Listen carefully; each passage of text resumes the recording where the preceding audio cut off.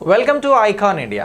ఎవరైతే ఆంధ్రప్రదేశ్ రాష్ట్రంలో దేవాదాయ శాఖలో ఉన్నటువంటి ఉద్యోగాల కోసం ప్రిపేర్ అవ్వాలనుకుంటున్నారో వారికి సంబంధించి ఆన్లైన్ క్లాసెస్ని ఎక్స్క్లూజివ్గా ఐకాన్ ఇండియా మీకు అందించబోతా ఉంది. పేపర్ 2కి సంబంధించి మిమ్మల్ని ఎక్స్క్లూజివ్గా ఈ ఎండోమెంట్ రిలేటెడ్గా ఉన్నటువంటి అంశాలను తీసుకుని 12 టాపిక్స్ని అడుగుతూ ఉన్నారు. ఈ 12 టాపిక్స్కి సంబంధించినటువంటి లేటెస్ట్ క్లాసెస్, అలాగే వీటితో పాటు మెటీరియల్స్తో పాటు మీకు ఎగ్జామ్స్ అనేవి మేము ఒకే కోర్సులో అందించబోతా ఉన్నాం. సో దీనికల్లా మీరు చేయాల్సింది ఐకాన్ ఇండియా యాప్ని డౌన్లోడ్ చేసి ఉంచండి. ఇక ఐకాన్ ఇండియా యాప్ ద్వారా క్రింద ఇస్తున్న నెంబర్ ద్వారా మీరు మరింత సమాచారానికి మాతో ఇంటరాక్ట్ అవ్వచ్చు, మాట్లాడవచ్చు.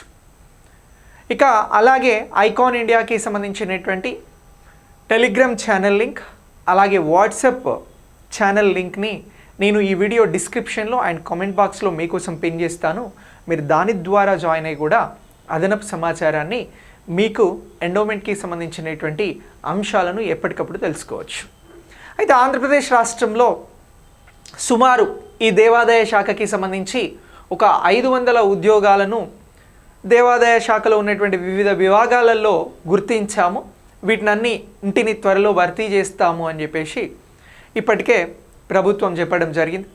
మరి ఈ నేపథ్యంలో నోటిఫికేషన్ వస్తే మళ్ళీ ఎగ్జామ్స్ అనేవి త్వరగా ఉంటాయి కాబట్టి ఇప్పటి నుంచి ఈ 2025 ఇయర్స్ బిగినింగ్ నుంచే మీరు ప్రిపేర్ అవుతే మీ ప్రిపరేషన్ మరింత మెరుగయ్యి మీరు ఎగ్జామ్స్ బాగా రాయడానికి అవకాశం ఉంటుంది.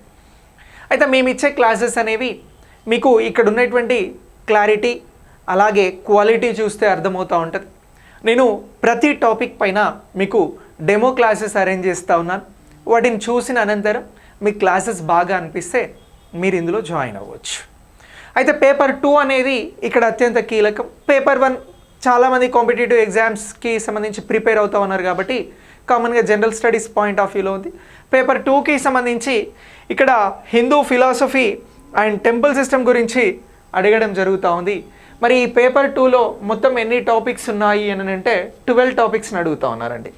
మరి ఏముంది సార్ సిలబస్లో 12 టాపిక్స్కి సంబంధించి అని అంటే ఇక్కడ ఫస్ట్ టాపిక్గా రామాయణం గురించి అడగడం జరుగుతూ ఉంది. Basic knowledge about different characters in Ramayanam అని అంటున్నారు. సో మనకి రామాయణానికి సంబంధించినటువంటి రామాయణంలో ఉండేటువంటి ప్రధాన పాత్రలు, ఆ పాత్రలకి సంబంధించినటువంటి ప్రాథమిక జ్ఞానం గురించి అడగడం జరుగుతూ ఉంది. రామాయణంలో ఉన్నటువంటి వివిధ ఖండాలను గురించి, అలాగే రామాయణంలో ప్రస్తావించబడినటువంటి వంశాలను గురించి, రామాయణంలో ప్రస్తావించిన వివిధ ప్రదేశాల ప్రాథమిక అంశాలను క్లియర్గా మీకు సిలబస్లో అడుగుతాము అని చెప్పేసి మెన్షన్ చేశారు. ఇక్కడ ఒక 4 టాపిక్స్గా వీటిని డివైడ్ చేయడం జరిగింది. ప్రతి టాపిక్ మీద కూడా చాలా విస్తృతమైనటువంటి క్లియర్ ఇన్ఫర్మేషన్స్తో మెయిన్ క్లాసెస్ మీకు అందిస్తాం. వీటికి సంబంధించిన డెమోస్ కూడా వస్తాయి, చూడండి, మీరు చూసే నిర్ణయం తీసుకోండి.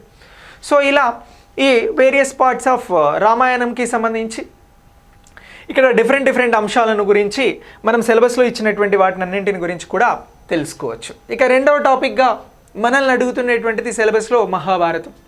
సో మరి మహాభారతంకి సంబంధించినటువంటి ఇది కూడా మనకి ప్రధాన పాత్రలను కలిగి ఉన్నటువంటి ప్రాథమిక జ్ఞానం మీద అడగడం జరుగుతోంది. మహాభారతంలో ఉన్నటువంటి వివిధ పర్వాలు లేదా భాగాలను గురించి అడుగుతూ ఉన్నారు సిలబస్లో.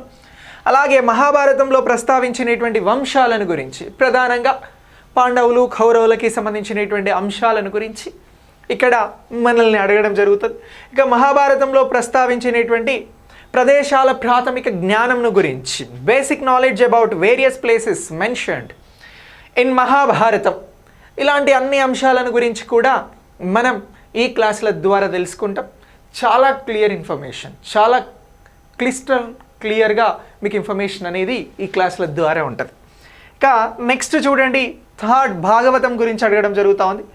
భాగవతంలో ప్రధాన పాత్రలు, అక్కడ ఉన్నటువంటి ప్రాథమిక జ్ఞానానికి సంబంధించిన అంశాలు, భాగవతంలోని భాగాలు, స్కందాలను గురించి వివరణ అడగడం జరుగుతూ ఉంది. వీటినన్నింటిని గురించి తెలిస్తే ఎగ్జామ్ని మనం బాగా రాయడానికి అవకాశం ఉంటుంది. ఇక భాగవతంలో ప్రస్తావించిన ప్రదేశాలు, ప్రాథమిక జ్ఞానం అని చెప్పేసి ఇక్కడ అడగడం జరుగుతూ ఉంది. సో ఇలా ఈ అంశాలను గురించి తెలుసుకుంటాం. ఇక నెక్స్ట్ దీని తర్వాత 4th టాపిక్గా హిందూ పురాణాల గురించి అడగడం జరుగుతూ ఉంది. హిందూ పురాణాలలో మనకి వివిధ హిందూ పురాణాలలో ఉన్నటువంటి ప్రాథమిక జ్ఞానాన్ని నేర్చుకోవాల్సి ఉంటుంది. పురాణాలలో ప్రస్తావించినటువంటి ప్రదేశాలు ప్రాథమిక జ్ఞానం గురించి అడగడం జరుగుతోంది. సో ఇలా basic knowledge in various Hindu పురాణమ్స్ అని అంటున్నారు. Basic knowledge about various places mentioned in పురాణమ్స్ అని చెప్పేసి అడగడం జరుగుతోంది. సో ఇలా సిలబస్లో ఇది 4th టాపిక్గా ఉంది. ప్రతి టాపిక్ ఇలా నేను 12 టాపిక్స్ ఇప్పుడు మీకు చెప్తాను. ప్రతి టాపిక్ మీద ఒక 10 to 15 minutes డెమో ఇస్తాము. మీరు అది చూసి డిసైడ్ అయ్యి క్లాసెస్లో జాయిన్ అవ్వచ్చు. మీరు ఈ క్లాసెస్లో జాయిన్ అయితే క్లాసెస్ అలాగే వాటితో పాటు మీకు మెటీరియల్స్తో పాటు ఎగ్జామ్స్ అన్నీ 3 కలిపి మీరు మీ ప్రిపరేషన్ని ముందుకు తీసుకువెళ్ళొచ్చు. ఇక నెక్స్ట్ దీని తర్వాత ఆలయ ఆగమాలు అని అంటాను. సో ఈ టెంపుల్ అగమాస్కి సంబంధించి ఇక్కడ హిందూ శాస్త్రాలలో వివిధ అగమాలు అనేవి ఉన్నాయి. సో ఈ ఆగమాలకి సంబంధించి మనకి పవిత్ర గ్రంథాలు అనుకోవచ్చు. ఇక్కడ వైష్ణవ ఆగమాలు అనేవి ఉన్నాయి. ఇందులో ఉన్నటువంటి అంశాలను గురించి మనం నేర్చుకుంటాం.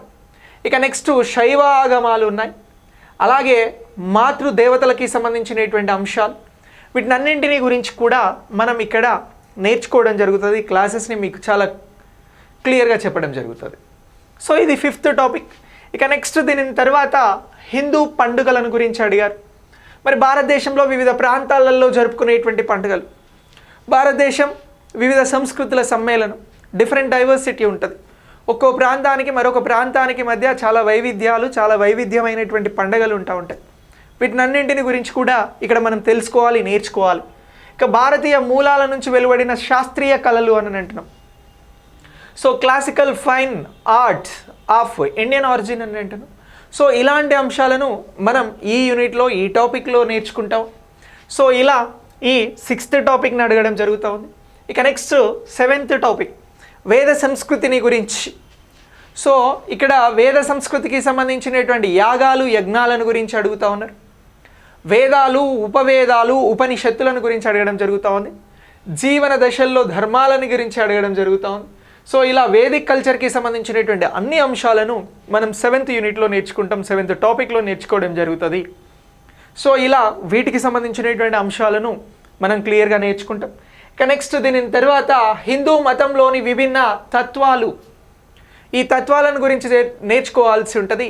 మనకి శంకరాచార్యులు, అలాగే రామానుజాచార్యులు, మధ్వాచార్యుడు, బసవ ఇలాంటి వివిధ తత్వాలకి సంబంధించి వారు బోధించినటువంటి అంశాలను గురించి నేర్చుకుంటాం. తత్వవేత్తలకి సంబంధించి శైవ గురువులను గురించి నేర్చుకుంటాం, వైష్ణవ గురువులను గురించి నేర్చుకుంటాం. హిందూ మత చరిత్రలో తత్వాలు మరియు గురువులకి సంబంధించినటువంటి ప్రాధాన్యత అంశాలను గురించి నేర్చుకుంటాం.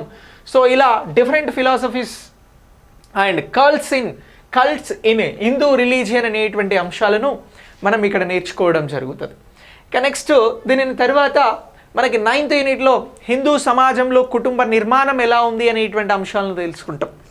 దత్తత అనేటువంటిది ఉంటుంది, కుటుంబంలో వారసత్వము అనేటువంటివి ఉంటాయి. సో ఇలా ఈ అంశాలను గురించి కూడా మనం ఇక్కడ నేర్చుకోవడం జరుగుతుంది చాలా ఇన్ డీటెయిల్డ్గా. ఇక నెక్స్ట్ 10th యూనిట్ని ఇక్కడ ఏం అడుగుతా ఉన్నారు అని అంటే దేవాలయాలు మరియు దాతృ సంస్థల ఆదాయ వనరులను గురించి అడగడం జరుగుతూ ఉంది. Sources of income for temples and charitable institutions అని అడుగుతా ఉన్నారు. ఇలా ఈ అంశాలను గురించి మనం 10th యూనిట్లో నేర్చుకుంటాం. సో ఇలా దేవస్థానాల ఆదాయ వినియోగం, విభిన్న అవసరాల కోసం ఎండోమెంట్స్కి సంబంధించిన ఇన్స్టిట్యూషన్స్ నిధుల కేటాయింపు, ఎండోమెంట్స్ చట్టం 30/87 సెక్షన్ 57 గురించి క్లియర్గా అడుగుతాము అని చెప్పేసి ఇక్కడ మెన్షన్ చేయడం జరిగింది సిలబస్లో. మీరు ఇలా 10th సంబంధించినటువంటి యూనిట్ని అప్డేట్ చేసుకోవాల్సి ఉంటుంది. సో ఎవ్రీ యూనిట్ మీకు చాలా ఇన్ డీటెయిల్డ్గా. సో ఇక్కడ ఫర్ ఎగ్జాంపుల్ దేవాలయాలు అని అన్నారు, ఆ టాపిక్ని మనం వివరంగా నేర్చుకుంటాం. దాతృ సంస్థలకి సంబంధించిన ఆదాయం క్లియర్గా నేర్చుకుంటాం. ఇలా మళ్ళీ ప్రతి అంశాన్ని స్ప్లిట్ చేస్తూ ప్రతి అంశానికి సంబంధించినటువంటి వ్యాలిడ్ పాయింట్స్ని ఎగ్జామినేషన్ పాయింట్ ఆఫ్ వ్యూలో మనం నేర్చుకోవడం జరుగుతుంది. ఇక నెక్స్ట్ దీని తర్వాత ఎండోమెంట్ సంస్థల కార్యనిర్వాహక అధికారుల కర్తవ్యాలు. బేసిక్గా ఉద్యోగులకి సంబంధించి ఇలా కార్యనిర్వాహక అధికారులుగా నియమించబడుతూ ఉంటారు. సో వీరికి సంబంధించి ఎండోమెంట్ చట్టం 30/87 ప్రకారం అధికారుల బాధ్యతలను గురించి, కార్యనిర్వాహక అధికారాల కర్తవ్యాలను గురించి సెక్షన్ 29 ప్రకారం ఉన్నటువంటి అంశాలన్నింటినీ కూడా మనం 11th యూనిట్లో నేర్చుకోవాలి. ఇది ఎగ్జామినేషన్ పాయింట్ ఆఫ్ వ్యూలో మనకు ఉపయోగపడుతుంది. ఇక నెక్స్ట్ దీని తర్వాత లాస్ట్ వచ్చి భూ రికార్డులపై ప్రాథమిక జ్ఞానం. మరి దేవాలయాలకు ఈ ఉండేటువంటి భూములు కానీ ఆస్తులకి సంబంధించినటువంటి అంశాలలో దేవాదాయ శాఖకి సంబంధించినటువంటి అధికారులు విచక్షణతో వ్యవహరించాల్సి ఉంటుంది. అలా ఎండోమెంట్ భూములకి సంబంధించినటువంటి చట్టాలను గురించి, భూస్వామ్య హక్కుల రికార్డు మరియు పట్టాదారు పాస్బుక్కి సంబంధించినటువంటి ROR యాక్ట్ గురించి, అలాగే ఎండోమెంట్స్ చట్టం 30/87లోని సెక్షన్లు 75 నుంచి 86 వరకు మనం ప్రత్యేకంగా నేర్చుకోవడం జరుగుతుంది. సో ఇలా బేసిక్ నాలెడ్జ్ ఆన్ ల్యాండ్ రికార్డ్స్కి సంబంధించినటువంటి దానిలో ఈ అన్ని అంశాలను నేర్చుకుంటాం. ఇలా 12 యూనిట్స్కి సంబంధించి, అంటే 12 యూనిట్స్ అని అంటున్నాను, 12 టాపిక్స్ ఉన్నాయి మనకి పేపర్ 2లో. ఈ పేపర్ 2కి సంబంధించి 12 టాపిక్స్ని గురించి కూడా మనం చాలా క్లియర్గా ఈ ఏపీపీఎస్సీ ఎండోమెంట్కి సంబంధించిన రిక్రూట్మెంట్ 2025లో మనం నేర్చుకోబోతా ఉన్నాం. త్వరలో వచ్చేటువంటి ఈ నోటిఫికేషన్ వచ్చిన తర్వాత ప్రిపరేషన్ అనేది మొదలుపెట్టడం కాకుండా మనం అనుకున్న రోజే ప్రిపరేషన్ మొదలుపెట్టేలాగా మీకు అన్ని విధాల రిసోర్సెస్ని ఐకాన్ ఇండియా అందించబోతా ఉంది. సో మీరు ఈ జాబ్కి సిద్ధంగా ఉన్నట్లయితే క్రింద ఇస్తున్న నెంబర్కి మీరు వాట్సాప్లో ఒక మెసేజ్ పెట్టండి. అలాగే నేను ఇస్తున్నటువంటి టెలిగ్రామ్ లింక్ కానీ వాట్సాప్ గ్రూప్కి సంబంధించినటువంటి వాట్సాప్ ఛానల్కి సంబంధించిన లింక్లో మీరు జాయిన్ అవ్వండి. మీకు మరింత సమాచారం, రెగ్యులర్గా క్లాసెస్కి సంబంధించిన సమాచారం అన్నీ కూడా నేను మీకు అందిస్తాను. సో దీనికి సంబంధించి మీరు ఐకాన్ ఇండియా యాప్ని డౌన్లోడ్ చేసుకొని ఐకాన్ ఇండియా ఛానల్ని సబ్స్క్రైబ్ చేసి ఈ వీడియో మీ మిత్రులు, ప్రిపేర్ అయ్యే మిత్రులకి షేర్ చేయండి, స్టేటస్ పెట్టండి. Thanks for watching. నెక్స్ట్ వీడియోలో మళ్ళీ కలుద్దాం టాపిక్ స్టార్ట్ చేస్తూ. Thank you.